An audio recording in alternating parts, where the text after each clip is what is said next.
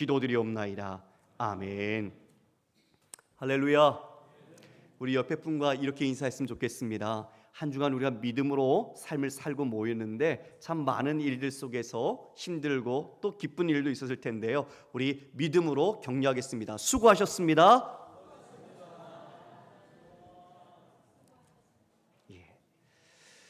다양한 직군들이 이 안에 있습니다. 하나님께서 여러분을 보내신 다양한 직장들, 공동체에서 우리가 한 믿음으로 삽니다.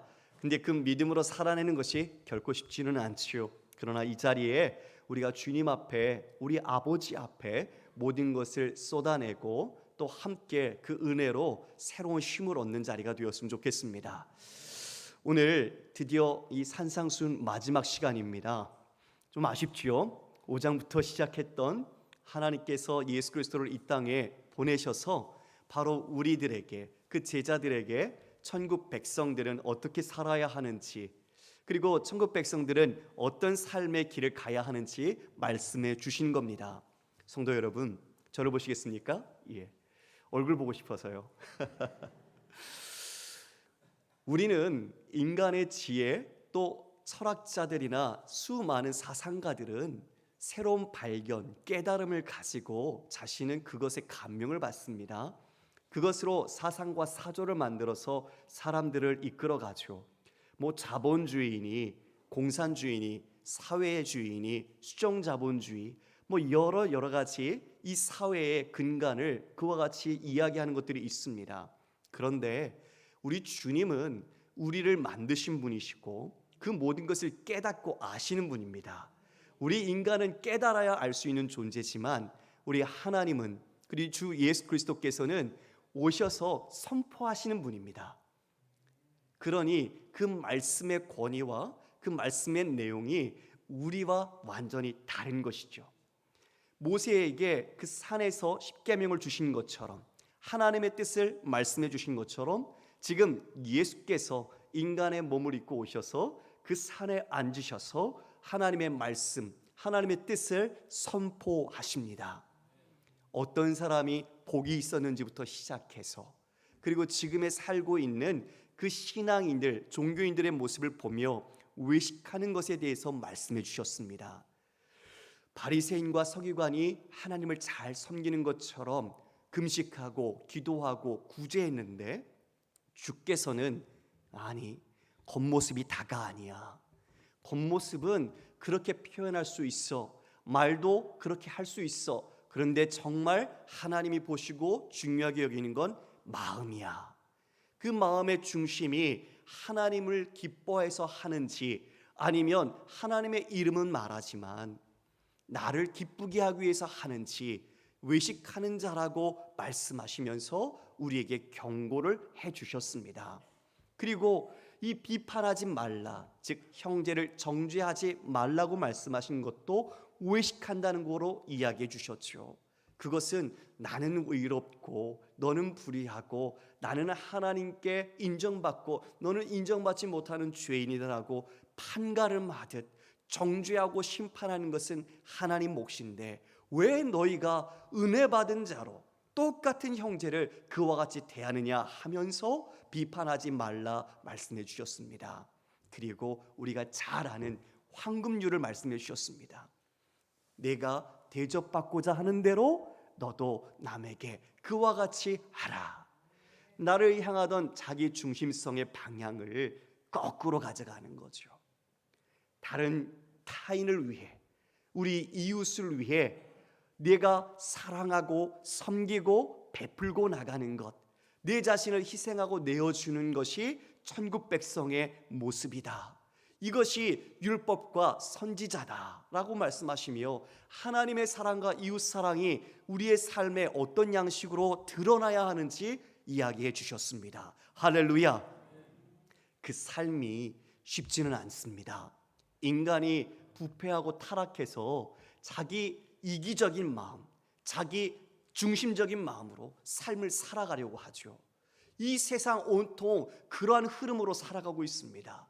이 역사와 이 세류는 이런 방향으로 흐르고 있는데 우리 주님은 이와 같이 다른 사람을 위해 너를 버리고 하나님의 뜻을 따라 살으라고 말하는 것, 이것은 세상을 거슬러서 가는 겁니다. 그러니 그 거스름의 길이 여러분 쉽겠습니까? 그것이 녹록하겠습니까? 그것이 우리의 마음대로 잘 되겠습니까? 주님은 오늘 세 가지 대조의 이야기를 말씀해 주십니다. 좁은 길, 넓은 길, 그 문에 따라 가야 할 길이 있다는 것과, 그리고 아름다운 열매, 나쁜 열매가 있다는 것, 그리고 반석 위에 지은 집, 모래 위에 지은 집, 이와 같이 세 가지 이야기를 묶어서 오늘 산상수훈의 마지막 결론으로 우리에게 이야기해 주고 계십니다. 여러분, 이 세 가지 대조 속에 담긴 우리 주님이 정말 우리에게 들려주고자 싶은 그 마음, 그리고 그 깊은 사랑을 우리가 말씀 속에서 다시 한번 확인하는 그런 은혜가 있기를 주님의 이름으로 축원합니다. 우리 13절 14절 말씀 함께 읽어보겠습니다. 시작. 좁은 문으로 들어가라. 멸망으로 인도하는 문은 크고 그 길이 넓어 그리로 들어가는 자가 많고, 생명으로 인도하는 문은 좁고 길이 협착하여 찾는 자가 적음이다. 문 이야기를 하십니다. 좁은 문, 넓은 문.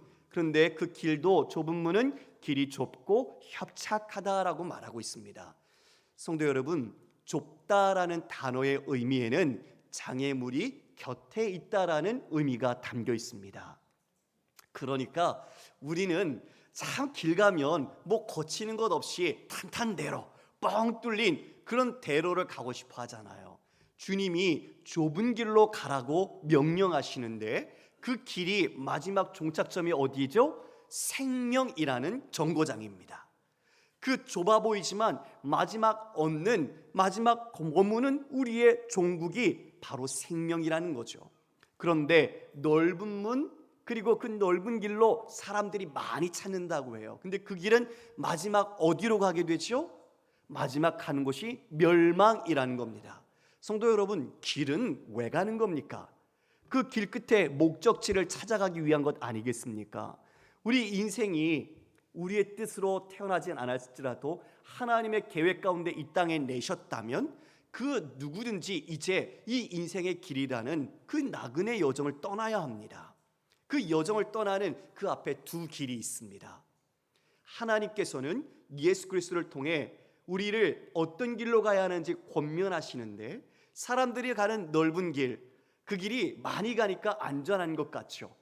대세, 주류, 유행, 그곳에서 나도 거기서 떨어지면 인정받지 못하고 다시 사람들한테 외면받는 것 같고, 사람들한테서 내가 이렇게 살아서는 안 되라는 이야기를 듣고 싶지 않으니 사람들이 많이 가는 넓은 길을 찾습니다. 그런데 그렇게 휩쓸려서 가다 보면 마지막 어디에 종착점을 다르지요? 그 길이 멸망입니다. 이걸 누가 말씀해 주십니까? 예수님이 말씀해 주십니다. 예수님의 말씀은 예수님이 아시기 때문에 하시는 거죠. 예수님이 모르기 때문에 하신 말씀이 아닙니다. 우리도 사랑하는 자녀들에게 열심히 공부해야 돼, 그리고 정직하고 진실해야 돼, 왜 그렇게 말합니까? 그게 진짜 가야 할 길이라는 것을 알고 우리가 넘어져 보고 우리가 쓰러져도 보고, 그리고 진짜 어디 길이 유익한지 알기 때문에 가봤으니까 그래서 이야기하는 것 아닐까요? 여러분, 주님은 그걸 다 아시는 거죠. 그래서 하나님의 아들, 딸 된 우리들에게 이 좁은 길로 그 생명을 얻기 위하여 가야 한다 말씀해 주고 있습니다. 그러면 좁은 길이 녹록한 길은 아닙니다. 세상의 즐거움과 기쁨, 그리고 누릴 수 있는 성공, 그런 길이 아니죠. 이 길은 거슬러 가야 하니까요. 자기를 부인하고 십자가를 지고 주님의 길을 가야 하는 길입니다. 그러니 제자도를 따르기 위해선 우리는 이미 결단을 해야죠. 그런데 여러분, 이 결단이라는 것이 우리의 내 자신의 의지와 행함으로 결단하는 것이 아닙니다. 표면적으로는 그렇게 보이지만 그 안에, 우리 안에 무엇이 있기 때문입니까? 하나님의 사랑이 있기 때문입니다. 할렐루야. 사랑이 있기 때문에 순종하고, 사랑이 있기 때문에 우리가 이와 같이 실천하는 것이죠. 사랑의 증거가 순종입니다. 여러분, 옆에 분을 보면서 이렇게 인사할까요? 사랑의 증거가 순종입니다. 서로 이야기하겠습니다. 사랑하면 그 사람의 말을 듣습니다. 여러분 연애해 보신 적 다 있으시죠? 연애 편지 그리고 문자 이렇게 막 주고 딱 받잖아요. 이렇게 싹싹 딱 보내면 내가 이렇게 고백했는데 어떻게 올까 마음이 설레면서 두려움 반 기대 반 그래서 딱 받았단 말이에요. 받고 난 뒤에 첫 글자부터 우리는 정독을 합니다. 눈에 쌍심지를 켜고 철자가 맞는지 하나하나 보죠. 그 사이에 쉼표도 봅니다. 이건 무슨 느낌일까? 이건 어떤 의미일까? 행간까지 읽어요. 여기에는 어떤 마음이 담겨 있을까? 그러면서 읽고 또 읽고 외우다시피 합니다. 그러면서 자기 혼자 좋아서 웃다가 그 마음속에 또 걱정되면서 슬퍼하다가 그러다가 또 자기는 정신 나간 사람처럼 어느덧 보니까 밤이 꼴딱 샜어요. 그런 적 있으시죠? 저만 그랬어요? 그런 적 없으세요? 사랑하니까요 그게 힘들지가 않더라고요. 사랑하니까 그 담긴 마음 한 줄에 온 세상을 얻은 것처럼 기뻐서 잠을 안 자도 피곤하지도 않고 내일 만나면 뭘 하지? 내일 만나서 나랑 뭐 먹을까? 옷은 뭐 입고 나갈까? 그 사람에게 온통 마음이 다 가 있는 거죠. 근데 그게 억지로 하는 게 아니라 기뻐서 하더라는 겁니다. 그런데 왜 새벽 예배 나가면 피곤할까요? 여러분 웃자고 한 얘기입니다. 사랑하면 그 모든 것을 기쁨으로 간다는 겁니다.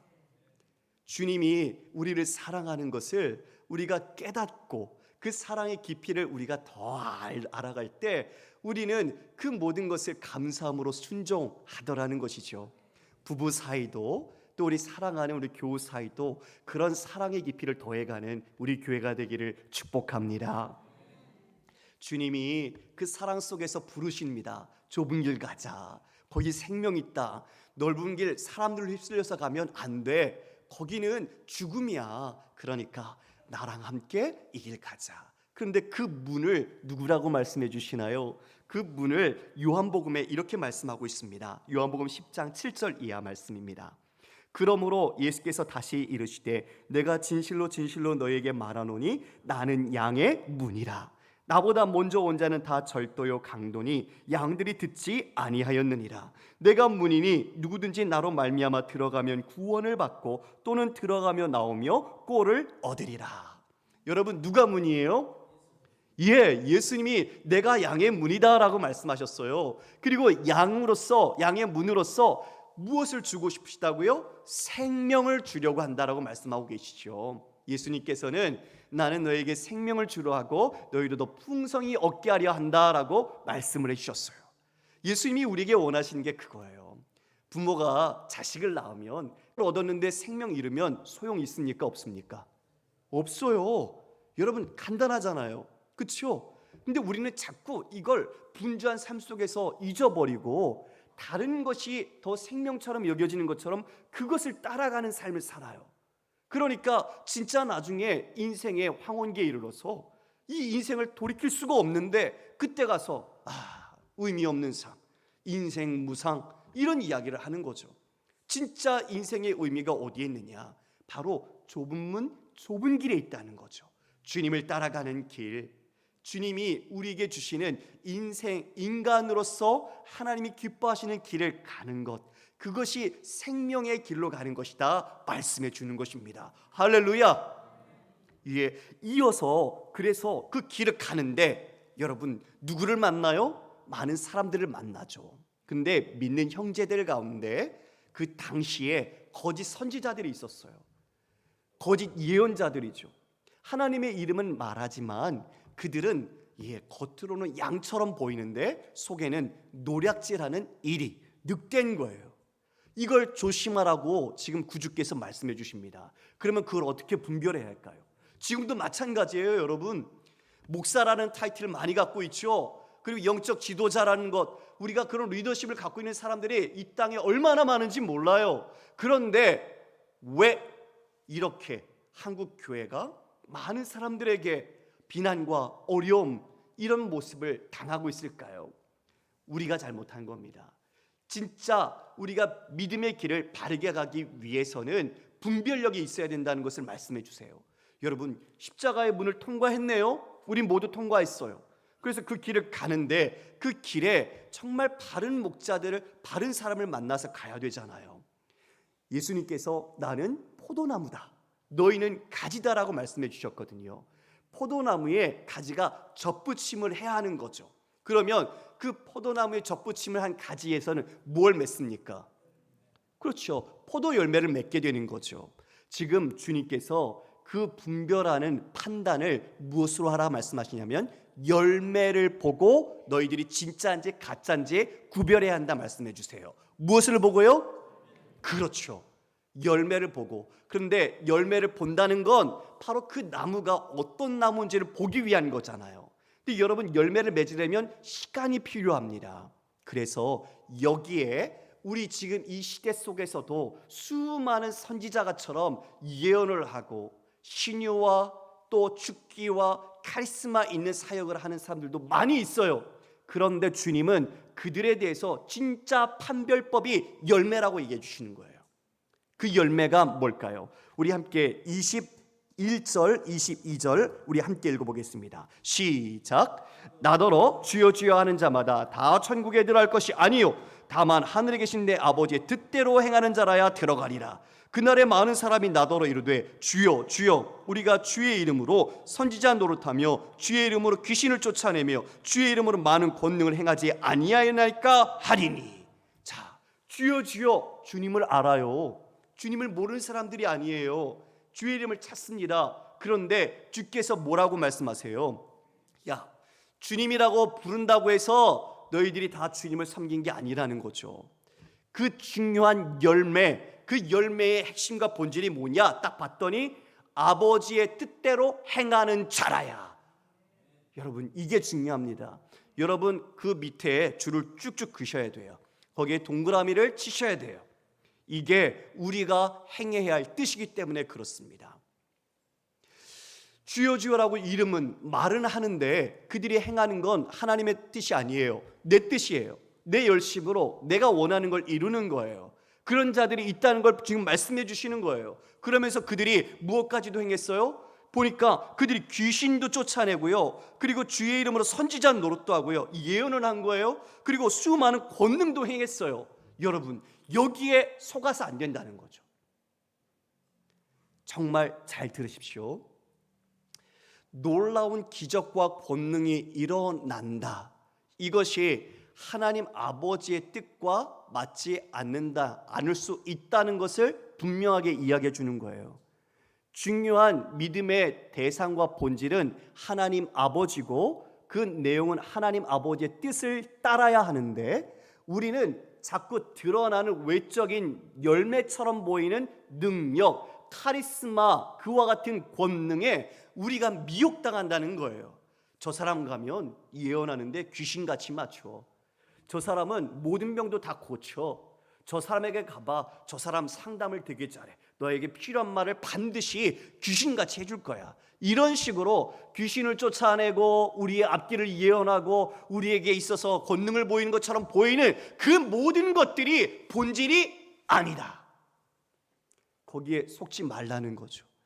그게 아니라 진짜는 아버지의 뜻대로 행하는 거라는 거예요. 아버지의 말씀대로 순종하는 거라는 거예요. 여러분, 그게 팔복에서 나왔던 사람들의 모습이잖아요. 심령이 가난한 자, 위에 줄이고 목마른 자, 마음이 청결한 자, 위 때문에 박해를 받는 자, 그런 사람들이 진짜 아버지의 뜻을 행하는 사람들인 거죠.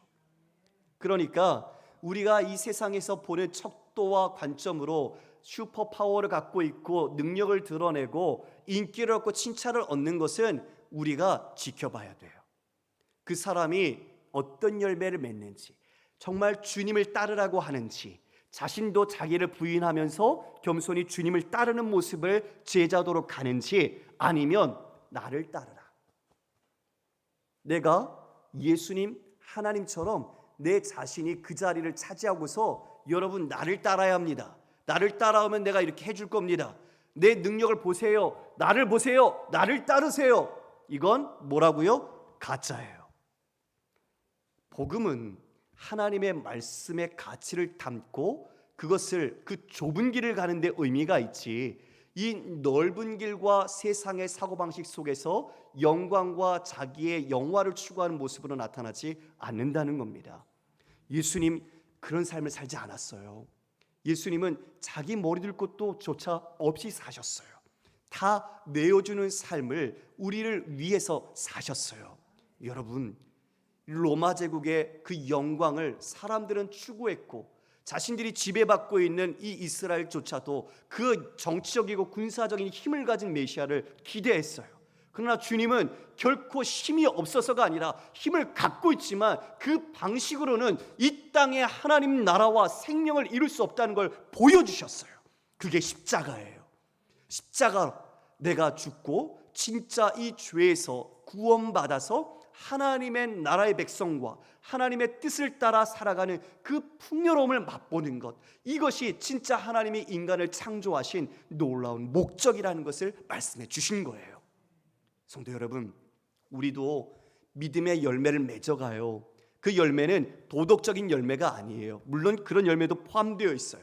그러나 그것보다 더 고차원적인 열매예요. 하나님과 나와의 바른 관계에서 오는 의의 열매, 그리고 우리에게 보내주셔서 우리를 고와 같이 홀로 두지 않으시고 보혜사 성령께서 함께 하시며 하나님 아버지를 닮아가도록 우리를 이끄시는 성령의 열매, 이것들을 맺어가는 거죠. 여러분 생각해 보세요. 한 주간 어떤 열매를 위해서 분주하셨어요? 여러분 어떤 열매를 따려고 열심히 달리셨어요? 잠 못 드시면서, 잠 못 자고, 그리고 분주하면서 어떤 걸 목적으로 달리셨어요? 함께 한번 생각해 보세요. 저도 직장 생활할 때는 늘 일이 주님보다 먼저였어요. 일을 잘해야 돼. 일에 실수가 없어야 돼. 다른 사람한테 비판받지 않기 위해서 그 방송 프로그램 중요하죠. 연출자 이름이 맨 마지막에 나가잖아요. 책임지는 자리거든요. 그러니까 늘 기도는 하지만 이 기도 속이, 이 기도가 수단화되는 거예요. 이 일을 위한.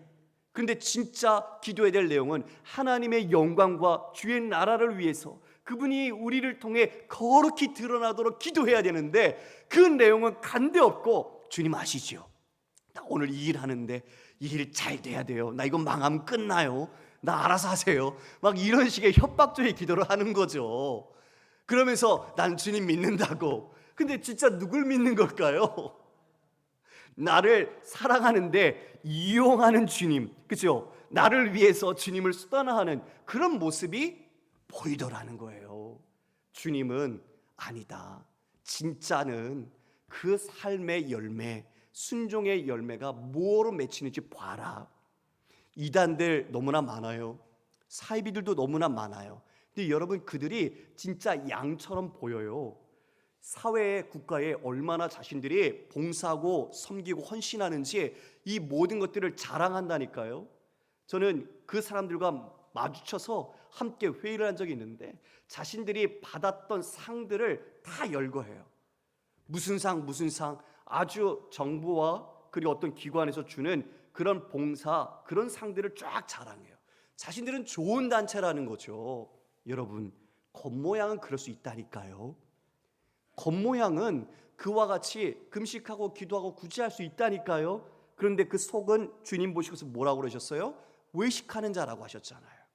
그들이 자신들의 안에 있는 목적은 자신들의 돈, 권력, 성, 명예, 이런 것들로 자신들의 사람들을 다 끌어모아서 세뇌시키는 거예요. 여러분, 신방하면서 정말 마음이 너무 아팠어요. 특히 제가 서울에 있다가 이제 광주로 왔는데, 광주에서 정말 피부적으로 더 많은 신천지 관련된 아픈 내용들을 너무 많이 접했어요. 아들을, 그리고 딸을, 그리고 엄마를 그와 같이 자신들을 끌고 가서 부모와 자식 간의 관계도 끊게 하고, 부부 사이에도 아픔을 주고, 가정을 파괴하고, 악하지요. 악하지요. 주님은 그렇게 하지 않았어요. 주님은 그렇게 하지 않으셨어요. 사랑하고 섬기라고 말씀하셨고, 내 생명을 위하여 그들을 주라고 말씀하셨어요. 그것을 끊으라고 한 적 없어요. 너무 마음이 아팠어요. 양의 탈을 쓰고 그 안에 정말 늑대고 절도요, 강도예요. 여러분 구별하셔야 됩니다. 겉으로는 그런 척할 수 있어요. 얼마든지 우리를 돕고 선한 모습으로 다가와서 하나님의 이름으로 정말 우리를 그렇게 잘 대우할 수 있어요. 그런데 마지막 열매가 다르다고요. 그 열매를 보셔야 돼요. 기다리셔야 돼요. 그 열매가 하나님의 뜻을 열매를 맺는지, 그들이 원하는 목적하는 열매를 맺는지 정말 보셔야 돼요. 정신 똑바로 차리시고 여러분이 똑똑하셔야 됩니다. 그래서 여러분 말씀으로 무장하셔야 됩니다. 말씀 모르면 그들이 말하는 것에 미혹돼요. 그래서 우리는 정말 하나님의 말씀 안에서 자라가고, 그리고 지금 이 열매를 우리도 맺어가야 합니다. 성령의 열매, 의의 열매를 맺을 때 우리 주님이 기뻐하신다고 말씀하시잖아요. 그러면 이렇게 카리스마처럼 자신의 권능을 드러내고 귀신도 쫓아내고 주의 이름을 빌어서 했던 자들을 주님은 뭐라고 판단하시죠? 심판의 자리에 딱 한 단어를 말씀하세요. 불법을 행하는 자들아. 불법이에요. 주님의 이름으로 귀신도 쫓아내고 권능도 행하고 그와 같이 예언도 했던 그 모든 것들이 불법, 합법적이지 않아요. 인정받지 못하는 거죠. 그 불법의 가장 중요한 핵심으로 뭘 말씀하실까요? 바로 오늘 세 번째 집의 비유를 얘기해 주세요. 기초의 싸움이라는 거죠. 여러분, 우리 집이나 건축을 세울 때 그 기초 공사를 하잖아요. 그 기초가 잘 돼 있어야 건물이 안전하게 세워지죠. 우리 인생의 집도 마찬가지예요. 다 태어나서 인생의 집, 이제 믿음의 여정에서 그 집을 세우는데 그 집의 기초를 어디에 세우냐에 따라서 우리 마지막 주님 오시는 그 종말의 날에 우리의 운명이 완전히 달라진다는 겁니다. 그런데 평상시에는 몰라요. 평상시에는 빨리 저 모래 위에 지은 집을 보면, 여러분 팔레스타인은 와디라는 게 있어요. 즉 건기와 우기가 나눠져 있어서 이 건기 때는 땅이에요. 그런데 우기 때는 거기에 건천처럼 물이 흐르죠. 그러니까 그냥 앞에 있는 좋아 보이는 땅에 집을 세우는 거예요. 그러면 쉽고 빨리 우리가 집을 질 수 있겠죠. 그럼 사람들은 이걸 인생 속에서 뭐라고 평가해요? 저 사람 빨리 출세했네, 탁월한 능력자야, 성공했어, 이렇게 말할 수 있겠죠. 그런데 여러분, 반석 위에 집을 짓는 것은 어떨까요? 수고해야 돼요. 시간도 많이 걸려요. 노력도 엄청 해야 돼요. 다른 사람은 막 쌓아서 올라가는데 나는 이게 뭐지? 힘만 들고 왜 이렇게 나는 보이는 게 없지? 나는 언제 저렇게 올라가나? 이런 생각 가질 수 있죠. 그런데 이 마지막을 보자고요. 중요한 건 종착점이고 끝의 평가예요. 우리는 내 스스로 평가하는 게 아니라 주님의 평가를 위해 살아가는 사람들이잖아요. 주님이 뭐라고 말할까요? 우리 24절, 25절 말씀 읽어보겠습니다. 시작. 누군지 나의 이 말을 듣고 행하는 자는 그 집을 반석 위에 지은 지혜로운 사람 같으리니 비가 내리고 창수가 나고 바람이 불어 그 집에 부딪히되 무너지지 아니하니 이는 주추를 반석 위에 놓은 까닭이요. 자, 불법을 행하는 자는 바로 기초 싸움인데, 기초를 어디에 두었는가? 반석 위에 둔 사람은 보니까 비가 내리고 창수가 나고 바람이 불어도 주추를 반석 위에 놓아서 어떻게 돼요? 무너지지 않는다. 끄떡이 없는 거죠. 진짜 힘들고 어렵고 고난받고 좁은 길 갔어요.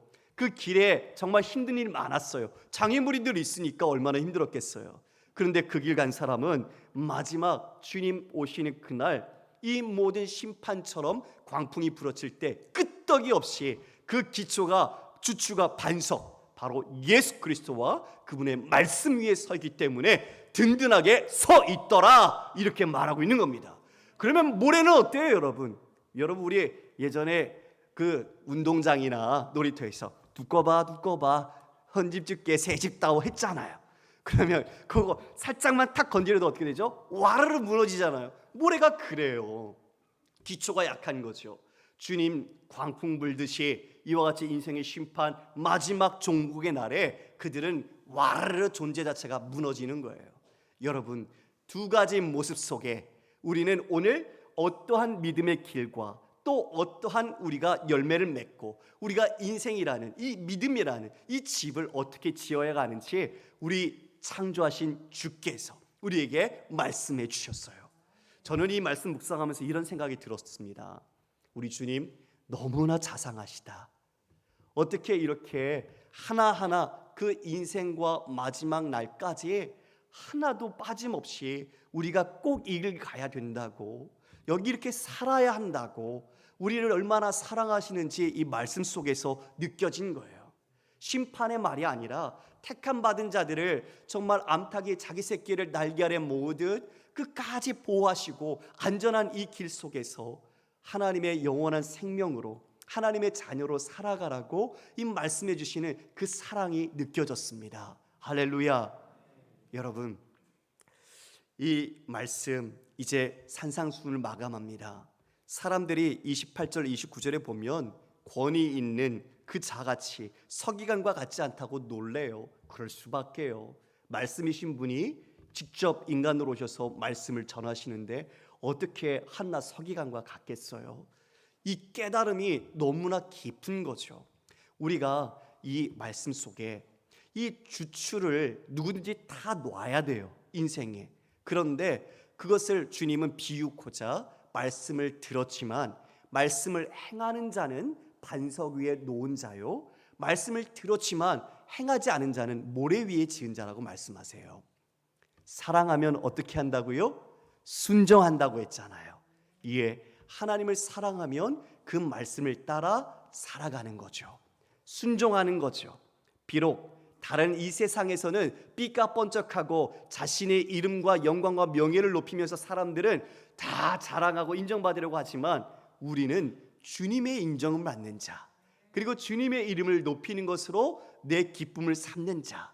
그래서 노아가 다 인정해 주지 않고 자기를 모독해도 끝까지 방주를 짓는 거예요. 우리는 그렇게 이 땅에서 우리의 순종으로 삶의 믿음의 답을 하는 사람들입니다. 주님 다시 오실 거예요. 그러면 여러분들 그 앞에 서실 때 주님이 야, 반석 위에 잘 졌구나, 내 말을 따라서 믿음의 집을 정말 잘 지었구나, 착하고 충성된 종아, 너는 주인의 즐거움에 참여할지어다라고 분명하게 말씀하실 겁니다.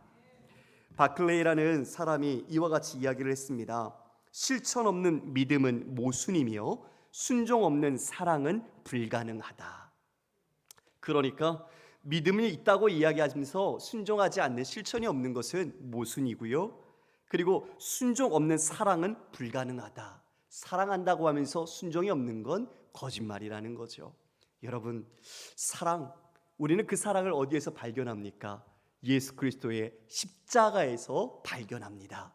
나를 위해 그 모든 것을 내어주신 그 사랑, 하나님의 독생자 아들이신 그분이 나 같은 정말 먼지 티끌과 같은 우리를 위해서 그 모든 것을 내어주셨다. 너무나 커서 너무나 감당조차 할 수 없을 정도로 큰 사랑을 우리가 받았습니다. 그 사랑으로 우리는 감동하고 기뻐하고 감사하며 이 믿음의 길을 가야 합니다. 마지막으로 우리 로마서 8장 35절 말씀 읽어볼까요? 같이 읽겠습니다. 시작. 누가 우리를 그리스도의 사랑에서 끊으리요? 환난이나 공고나 박해나 기근이나 적신이나 위험이나 칼이랴. 이 말씀을 보면 환난도 있고요, 곤고도 있고요, 박해와 기근, 이런 어려움들, 장애물들이 믿음의 길에 있어요. 그런데 그런 것이 있지만 그 길을 우리가 돌아서지 않고 그 길을 가는 이유가 뭐지요? 앞에서 말하지요. 그리스도의 사랑에서 누가 끊으리요? 주님이 여러분 한 분 한 분을 향한 정말 깊은 사랑. 남들은 나를 몰라도 주님은 나를 다 아시고 나를 사랑하셔서 난 너만 있으면 돼, 나만 봐, 나로 충분하지, 이렇게 말씀해 주시는 그 사랑, 그 사랑을 얻은 우리 모두는 세상에 그 어떤 것도 필요 없는 거죠. 바로 그 사랑으로 우리는 오늘도 내일도 우리 모두가 주추를 반석에 놓은 믿음의 성도로서 주님 오시는 그날까지 성실하게 말씀 따라 순종하는 우리 모두가 되기를 주의 이름으로 축원합니다. 함께 찬양하겠습니다.